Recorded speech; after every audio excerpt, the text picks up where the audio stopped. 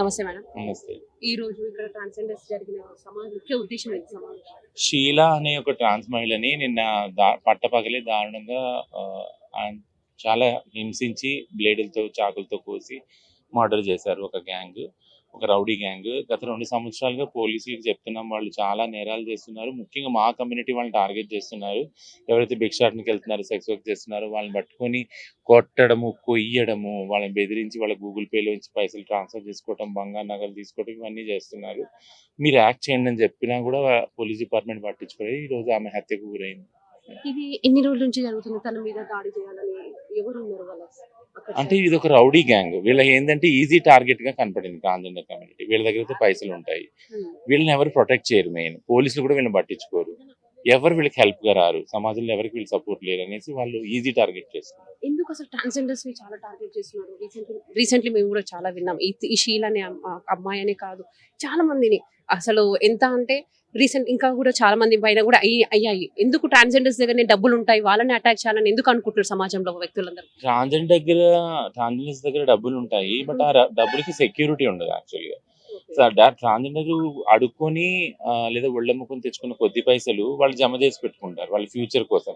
Covid లాంటి స్థితుల్లో అలాంటి వాటిలో ఎక్కడ పోతారని వాళ్ళు జమ చేసి పెట్టుకుంటారు. లేదా బంగారం కొనుక్కుంటారు.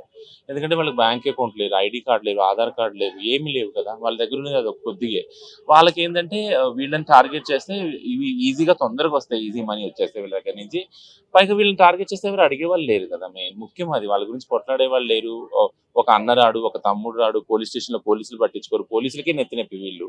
అట్లా అనుకుని వాళ్ళని ఈజీ టార్గెట్ చేస్తారు. మీరు గవర్నమెంట్‌కి ఏమి సజెషన్ ఇవ్వాలనుకుంటున్నారు? 3 సజెషన్స్. ఒకటి ఏంటినంటే నిన్న షీలాని హత్య చేసిన విధానం చూస్తే చాలా హింసాత్మక. ఒక్క ఇంచు కూడా వదలకుండా షార్ప్ ఇన్‌స్ట్రుమెంట్‌తో కోసారు ఆమెని. శరీరం అంతా ఘాట్లు పెట్టారు.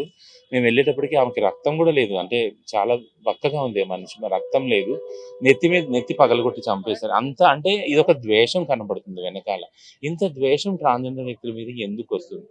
ఈ ద్వేషాన్ని పోగొట్టడానికి గవర్నమెంట్ మా పక్కన నిలబడాలి యాక్చువల్లీ. మా పక్కన నిలబడి ట్రాన్స్‌జెండర్ వ్యక్తిని ద్వేషించకండి. వాళ్ళకి మానవ హక్కులుంది. మనం వాళ్ళతో నిలబడదామని మాకు ధైర్యాన్ని ఇవ్వాలి. మాకు ధైర్యం ఇచ్చినప్పుడు, గవర్నమెంట్ ఇచ్చినప్పుడు మిగిలిన వాళ్ళు మా మీద హింస చేయడానికి ముందుకు రారు.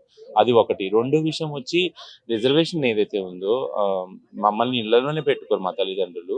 పెట్టుకున్నప్పుడు మాకు చదువు రాదు. చదువు రానప్పుడు ఖచ్చితంగా బయటకు రావాల్సొస్తది. చదువు లేనప్పుడు అడుక్కోవాల్సొస్తది. ఊళ్ళమ్ముకోవాల్సొస్తది. అదే మాకు రిజర్వేషన్స్ ఇచ్చినప్పుడు మేము చదువుకుంటాం, మేము ఉద్యోగాలు చేస్తాం. అన్నిట్లో చదువులో, ఉద్యోగాల్లో రిజర్వేషన్ ఇవ్వాలి. మేము కూడా వ్యాపారాలు పెట్టుకుంటే లోన్లు ఇవ్వాలి. ఇవన్నీ ఎంకరేజ్ చేసినప్పుడే కదా! ఎక్కడికి పోయినా గానీ భిక్షాటన చేయొద్దు, ఒళ్ళమ్ముకోవద్దు అంటారు. కానీ మీరు వేరేది ఇస్తేనే కదా ఆల్టర్‌నేటివ్ మాకయ్యేది. సో, దీనికి సంబంధించి గవర్నమెంట్ యాక్ట్ చేయాలి. ఈ 2 ముఖ్యమైన డిమాండ్స్. ఇప్పుడు మీరు ఈ రోజు ఏం అవేర్‌నెస్ ఇవ్వబోతున్నారు సమాజానికి? అవేర్‌నెస్ ఒకటే ఏంటంటే ట్రాన్స్ వ్యక్తులు అనేవాళ్ళు ఎక్కడన్నా, ఎప్పుడన్నా, ఎవరన్నా పుట్టొచ్చు. ఎవరింట్లో అన్నా పుట్టొచ్చు. కాబట్టి మీరు ఫస్ట్ ద్వేషాన్ని పెంచుకోకండి. యాక్సెప్టెన్స్ ఎలా చేయాలి? మన మన ఫ్యామిలీ‌నే మన వాళ్ళని ఒకరైనా పుడితే ట్రాన్స్ వాళ్ళని ఫ్యామిలీ వదిలి వెళ్ళనీయకుండా ఎలా చదివించాలి? చదివించాక ఎలా ఉద్యోగం వాళ్ళ కాళ్ళ మీద వాళ్ళు నిలబడేలాగా ఎలా చేయాలి?